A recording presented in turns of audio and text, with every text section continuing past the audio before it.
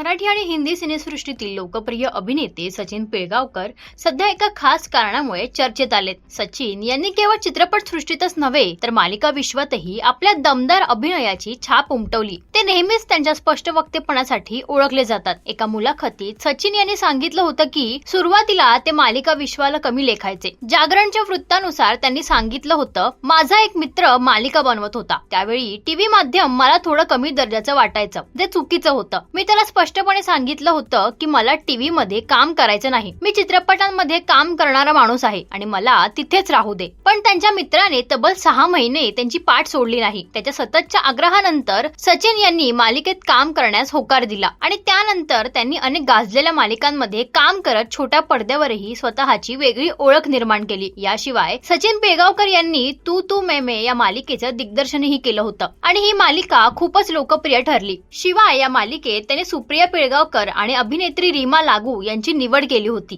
सचिन पिळगावकर यांनी सांगितलेला हा किस्सा तुम्हाला कसा वाटला यावर तुमचं मत आम्हाला कमेंट मध्ये नक्की सांगा।